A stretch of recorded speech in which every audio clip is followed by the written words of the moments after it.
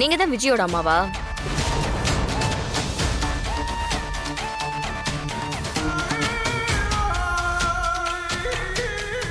உங்களை தான் கேக்குறாங்க, நீங்க தான் விஜயோட அம்மாவா? விஜயா? யாரு விஜய்? எனக்கு அப்படி யாரையும் தெரியாதே. தெரியாதா? அப்புறம் எதுக்கு இங்க வந்தீங்க? என் பொண்ணு கூப்பிட்டான்னு வந்தேன். நீங்க யாரு? நாங்க யாரா?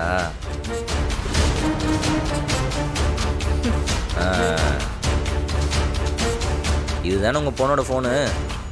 ஆமா, என் பொண்ணு போனு. இது எப்படி உங்க கைக்கு வந்துச்சு? அப்போ எங்களை யாருன்னே உங்களுக்கு தெரியாது? தெரியாதுங்க. என் பொண்ணோட போனை யார் உங்ககிட்ட கொடுத்தா? உங்க பொண்ணு பேரு விஜய் தானே? என் பொண்ணு பேரு பாத்திமா. என் பேரு நூர்ஜகான். நீங்க எதுக்காக என் பொண்ணோட போனை வச்சிருக்கீங்க? என்ன, அவகிட்ட இருந்து போனை திருடிட்டீங்களா?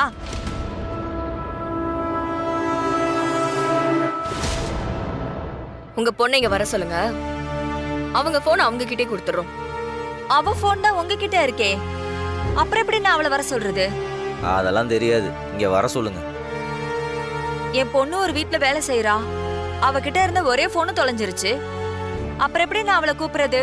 கண்ட நேரத்துல எப்படி நான் இங்க வர சொல்ல முடியும்? ஸோ லேடிஸ்னு பாவம் பார்க்கலான்னு பார்த்தா,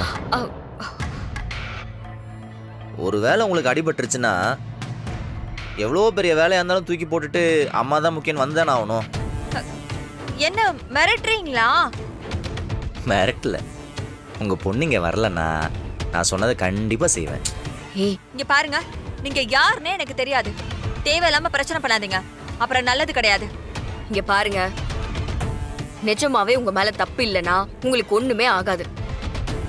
ஆனா நாங்க நினைச்சவங்கள நீங்க இருந்தீங்கன்னா, பயப்படுறத பார்த்தா நம்ம நினச்ச ஆள் தான் இவங்க. சும்மா நடிக்கிறாங்க, கண்ணில் தான் பயம் தெரியுது. உனக்கு தெரில? இப்போ உங்கள் பொண்ணை வர சொல்கிறீங்களா இல்லை காலை உடச்சுடவா? நான் ஏற்கனவே ஜெயிலெல்லாம் பார்த்தவன் தான், எனக்கு அதுலலாம் பயமே கிடையாது. வர சொல்றீங்களா? ஃபோன் பண்ணுங்க. மர இன்னும் முழிச்சுக்கிட்டு.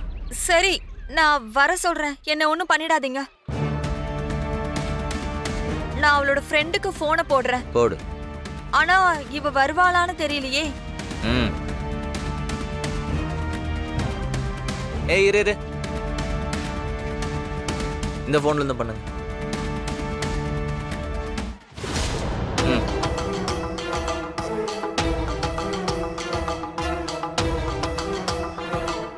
ஹலோ. இந்த ஃபோனுக்கு சொந்தக்காரம்மா பல்லவன் நகர் பார்க்கில் மயங்கி கிடக்குறாங்க. கொஞ்சம் பார்க் வரைக்கும் வர முடியுங்களா? வாங்க வாங்க. கொஞ்ச நேரம் பார்ப்பேன். உங்கள் பொண்ணு மட்டும் வரல, நான் சொன்னது நிஜமாவே நடக்கும். மரா,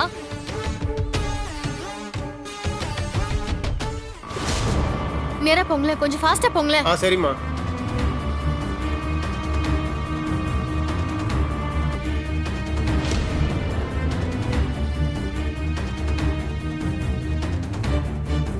வராமல் இருக்கட்டும், அப்புறம் இருக்கு உனக்கு.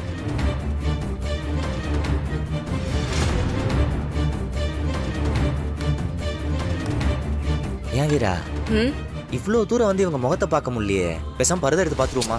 ஏய் லூசா நீ? சும்மா எல்லாத்துக்கும் விளையாட்டு. இருக்கிற பிரச்சனை போதாதாடா உனக்கு? நீ பாட்டுக்கு பரதாவை எடுத்து பார்த்துட்டேன்னு வச்சுக்கோ, தேவையில்லாத பிரச்சனை தான். அப்புறம் எப்படி தான் கண்டுபிடிக்கிறது? அவங்க பொண்ணை வர சொல்லிருக்கோம்ல, எப்படியும் வந்துதானே ஆகணும். வரட்டும், வந்ததுக்கு அப்புறம் எதுவா இருந்தாலும் முடிவு பண்ணிக்கலாம். வீரா, 100% இது விஜயோட அம்மா தான். யாருக்கும் தெரியாம இருக்கணும்னு பரதா போட்டு வந்திருக்கு. நான் பார்க்க தான் போறேன். சொன்னா கேளு. சரி, அப்ப நீ ஏதாவது ஐடியா கொடு.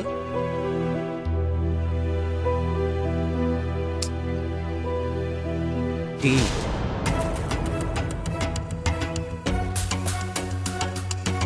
Tea coffee tea coffee tea coffee tea coffee. தம்பி 3 டீ கொடு. ஏய், இப்ப எதுக்கு டீ சொல்லிட்டு இருக்க? ஏய் வீரா, அவங்க டீ குடிக்கும்போது எப்படி பரதா விலைக்கு தானே ஆகணும். அப்ப பாத்துடலாம். தம்பி சார் 2 டீ இங்க கொடு, ஒரு டீ அந்த அங்க உட்காந்துருக்காங்க பாரு அந்த அம்மாட்ட சரிங்க கொடு. சார்.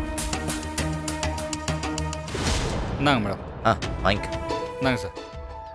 டீ குடிங்க. இந்தாங்க. குடிங்க. என்ன பார்த்துட்டு இருக்கீங்க?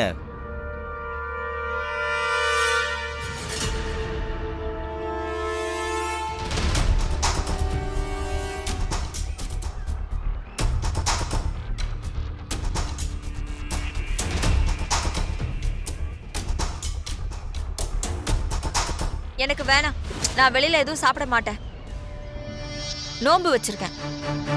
நோம்பா? ரம்ஜான் தான் முடிஞ்சிருச்சே. அது நான் நாகூர் தர்காக்கு நோன்பு வச்சிருக்கேன். என்னடி பிளான் சொதப்புது? சரி நான் தான் வேலைக்கு பார்க்க கூடாது, நீ பார்க்கலாம்ல, நீ பொண்ணு தானே. அவங்க யாருன்னு தெரியாம நம்ம அப்படி பார்க்க கூடாது மாறா. தேவையில்லாத பிரச்சனை வந்துரும். சோ இவ வேற.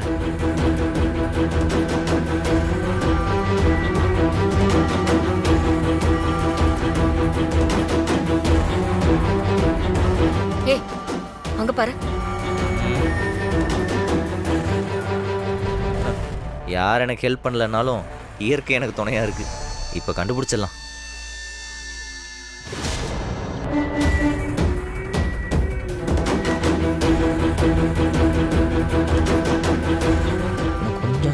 இன்னும் கொஞ்சம்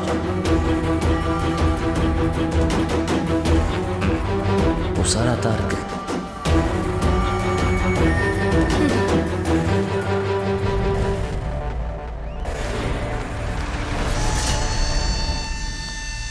பாத்திமா,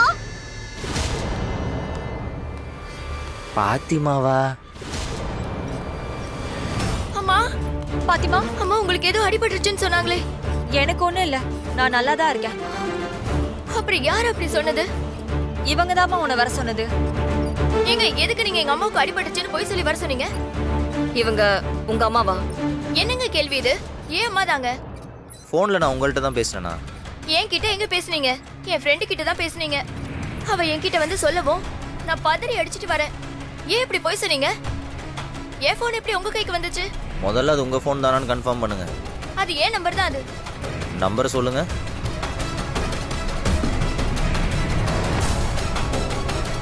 போன் என்ன மாடலு? 4 கேமரா இருக்கும். கேமரா கீழே தனியா ஃபிளாஷ் இருக்கும். ஸ்பீக்கர் கிட்ட டெம்பர் கிளாஸ் உடைஞ்சிருக்கும். பின்னாடி 2 ஸ்கிராட்ச் இருக்கும். Blue colour போனுங்க.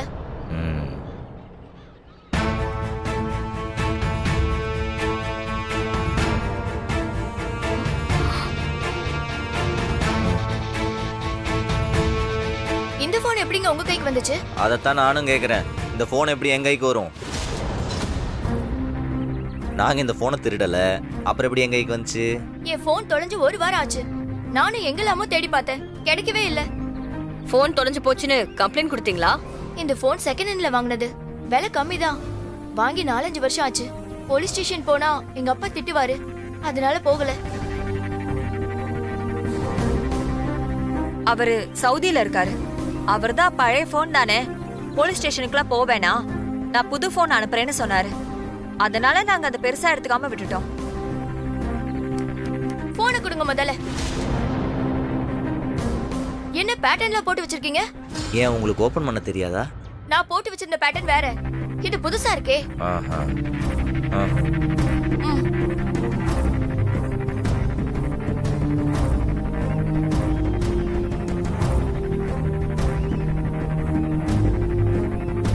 இதுல இருந்து டேட்டாவை காணோம். எல்லாத்தையும் டெலீட் பண்ணி வச்சிருக்கீங்க. நான்லாம் எதுவும் டெலீட் பண்ணலம்மா. அந்த ஃபோன் எங்க கையில் எப்படி வந்துச்சோ அப்படியே உங்க கையில் கொடுத்துருக்கேன். எங்க ஃபேமிலியோட எடுத்து அவ்வளவு போட்டோஸ் வச்சிருந்தேன், அவ்வளவும் போச்சு. மா வாமா போலாம்.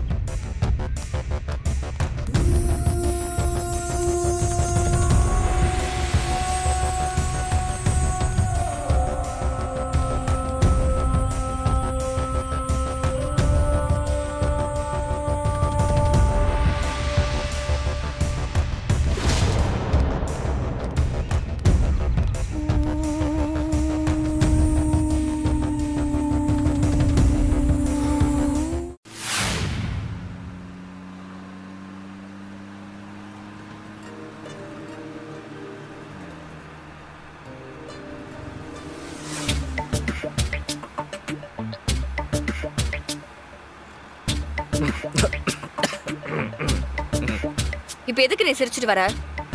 பெரிய சிஐடி ரேஞ்சுக்கு பிளானை போட்ட, கடைசியில் அவங்க 2 பேரும் சேர்ந்து நமக்கு பல்பு கொடுத்துட்டாங்க. பல்ப் எனக்கு இல்ல, அந்த விஜய்க்கு தான். அவ தான் வரவே இல்லையே. மாறா, எனக்கு நல்லா தெரியும் அந்த போனு விஜயோடது தான். என்ன அவ கொஞ்சம் உஷாராகி நம்ம பிளானுக்கு ஒரு ஆல்டர்னேட்டிவ் வேற ஒரு பிளான் பண்ணிருக்கா. நீ வேணா பாரு, அந்த போனு திரும்பவும் அவகிட்ட தான் போகும். எப்படி சொல்றீங்க? கண்டிப்பா அவகிட்ட தான் போகும். அதனாலதான் அந்த போன்ல நான் ட்ராக்கர் வச்சிருக்கேன். அடிப்பாவி, இதெல்லாம் எப்போ யோசிச்ச? ஏன் அவ தான் ஆல்டர்னேட் பிளான் யோசிப்பாளா? எங்களுக்கு யோசிக்க தெரியாதா? பெரிய ஆள் தான் நீ. கேட்கணும்னு நினைச்சேன், உனக்கு எப்படி விஜய் மேல இவ்வளோ டவுட்டு, அதுவும் திடீர்னு? இல்லடி, இவ்வளோ நாள் நானும் சொன்னேன், கார்த்தியும் சொன்னான். எங்கள் 2 பேர்த்த நீ 1% கூட நம்பலை. அவளுக்கு அநியாயம் நடந்திருக்கு, அவள் ரொம்ப பாவம், அவ பக்கம்தான் நியாயம் இருக்கு, அவ பக்கம்தான் நிற்கணும்னு வியாக்கானம் பேசிகிட்டு இருந்த. இப்போ திடீர்னு இப்படி யோசிக்கிறியே, அதனால் கேட்டேன்.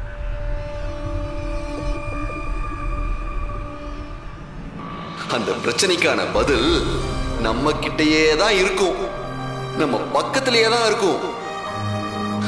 ஆனா நாம தான் அதை கவனிக்காம வேற எங்கெங்கயோ சுத்திட்டு இருப்போம். அடேங்கப்பா, உங்க அண்ணன் கனவுல வேற வந்து சொன்னாரா? அப்ப அப்படியே அவர்கிட்ட பேசி டீட்டெயில்டா என்ன நடந்துச்சு, அவ யாரு, அவங்க அம்மா யாரு, அவங்க அப்பா யாருன்னு எல்லாம் விசாரிச்சிருக்கலாம்ல. இல்ல, கனவுங்கிறது யாரு நம்மள்ட்ட வந்து சொல்றது இல்லடி. நம்ம ஆள் மனசுல இருக்கிற கேள்விக்கு நம்ம ஆள் மனமே வேற ஒருத்தர் ரூபத்துல வந்து பதில் சொல்றது தான் கனவு. அப்படிதான் உன் ஆள் மனமே உங்க அண்ணன் ரூபத்துல வந்து உனக்கு பதில் சொல்லியிருக்கு. அப்ப ஆரம்பத்திலேயே விஜய் மேல உனக்கு ஒரு டவுட் இருந்திருக்கு, அதை நீ வெளிக்காட்டாம இருந்திருக்க.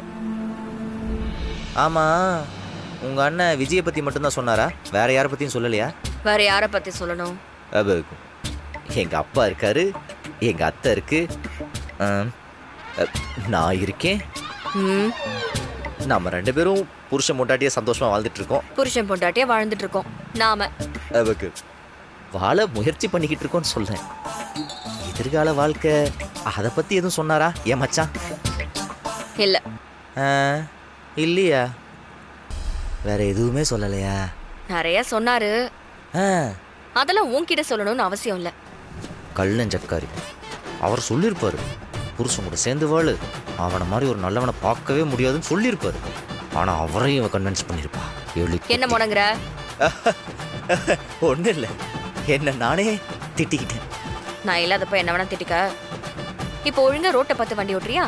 ஆமா, இவனை நான் பின்னாடி பார்த்து ஓட்டிட்டு இருந்தேன்.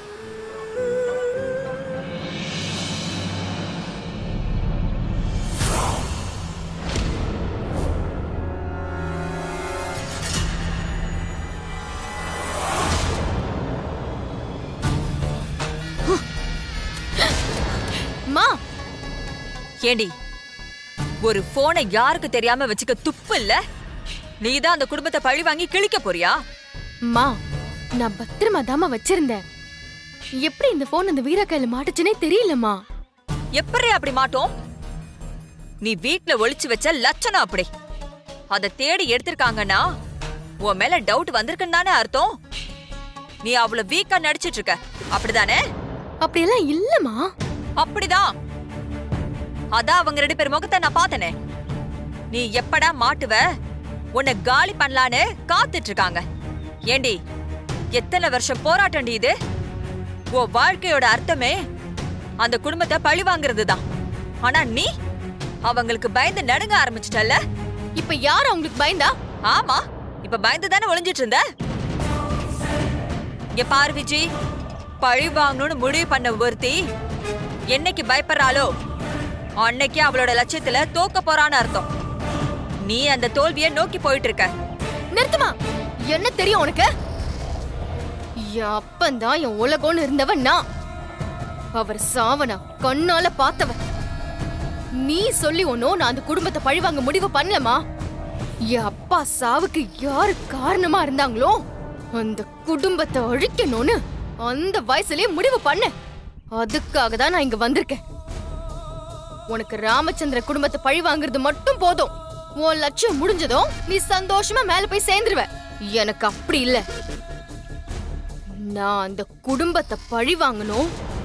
அதே நேரம் அதுக்கும் எனக்கும் எந்த சம்பந்தமும் இல்லைன்னு எல்லாரையும் நம்ப வைக்கணும். இது எல்லாத்தையும் முடிச்சிட்டு வந்து நான் என் வாழ்க்கைய வாழணும். நீ சொல்ற மாதிரி எல்லாம் அவசரப்பட்டேன்னு வையி, நான் ஜெயில போய் உட்காந்து கம்பி தான் எண்ணிட்டு இருக்கணும். ஓ இஷ்டத்துக்கு எடுத்தோம் கவுத்தோம்லாம் எதையும் பண்ணிட்டு இருக்க முடியாதுமா. சரிடி, நீ என்னை விட பெரிய புத்திசாலி, நான் ஒத்துக்கிறேன். நீ என்ன தேடி வர அளவுக்கு அந்த மாறன் வந்துட்டானே, நீ என்ன பண்ண போற?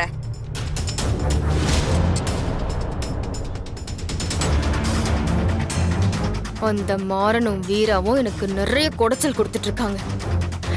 அவங்க இந்த வீட்டுல இருந்தாதானே பிரச்சனை. சீக்கிரமாவே அவங்கள அந்த வீட்டை விட்டு துரத்தி காமிக்கிறேன். விஜய், அவங்கள வீட்டை விட்டு துரத்துனா மட்டும் பத்தாது. முதல்ல அந்த கார்த்தியை உன் பக்கம் கொண்டு வா. எப்படியாச்சும் அவன் மனசை கலைக்க பாரு.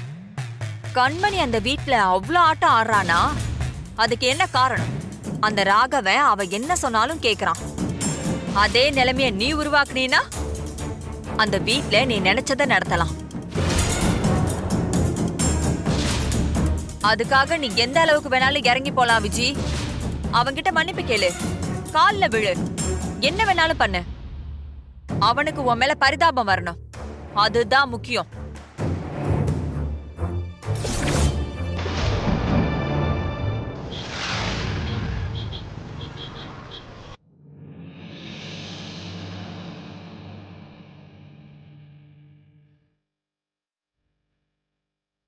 அண்ணா, நேத்து அட்வான்ஸ் கேட்டிருந்தேன்ல, இன்னைக்கு குடுக்கறேன்னு சொல்லியிருந்தீங்க.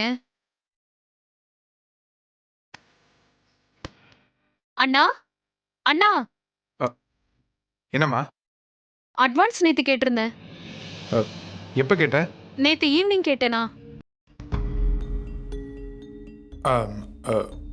2000 கேட்டிருந்தல? ஆமாண்ணா. மறந்துட்டேன். ம். இரு.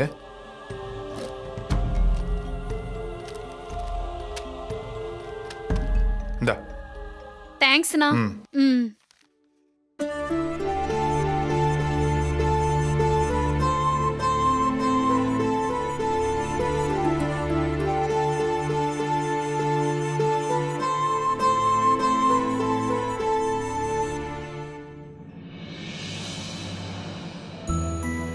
மாமா மாமா அ, அ, அ. கடையில தான் இருக்கீங்க, ஆனா உங்க ஞாபகம் எதுவுமே இங்க இல்லையே மாமா. உனக்கு தான் தெரியுமே வீரா, ரொம்ப கஷ்டமா இருக்கு. கண்மணி மேல கோவமா இருக்கீங்களா? கோவமா? அவகிட்ட கோச்சிக்கிட்டு நான் எங்க போப் போறேன்? அதெல்லாம் இல்ல. அப்படி கோவப்படுறதா இருந்தா நான் ஏன் மேலதான் கோவப்படணும். எனக்கு வருத்தமா இருக்கு வீரா. இதுக்கப்புறம் எப்படி நான் அவகிட்ட அன்பு காட்டுறதுன்னு எனக்கு தெரியல வீரா. அவ அந்த வீட்டுக்கு கல்யாணம் ஆகி வந்ததுல இருந்து ஒவ்வொரு நாளும் எப்படியாவது அவ மனசுக்குள்ள போயிடணும், அவ அன்பை சம்பாரிச்சிடணும்னு தினம் தினம் முயற்சி பண்ணிட்டு தான் இருக்கேன். ஆனா அது எதுவும் நடக்கலன்னு தெரியும் போது நான் தோத்துட்டேனோன்னு எனக்கே என்னை பார்த்து ரொம்ப கில்ட்டா இருக்கு வீரா.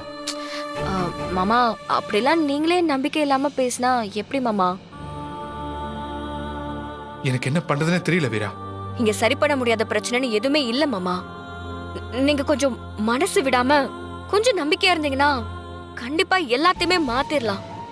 அவளுக்கு நான் எப்படி புரிய வைக்கிறதுன்னு தெரியல. ரிலேஷன்ஷிப்ல வர எல்லா பிரச்சனைக்கும் ஒரே ஒரு சொல்யூஷன் தான் மாமா. அது நாம மத்தவங்க மேல காட்டுற அன்பு. அது எல்லாமே உங்ககிட்டயே இருக்கு. அதை நீங்க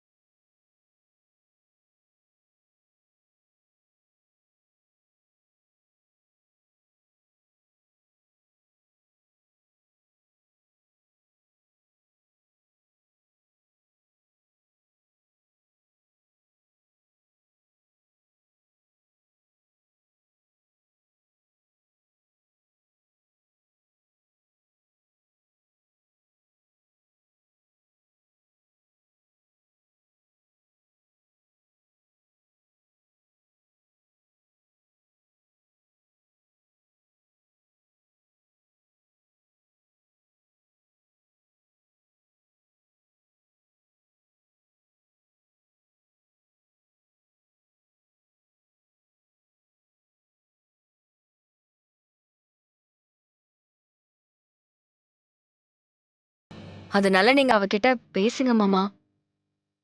இப்ப கூட நீங்க அவ கூட பேசலன்னு தான் கடைக்கு கூட வராம வீட்லயே உட்காந்துக்கிட்டு இருக்கா.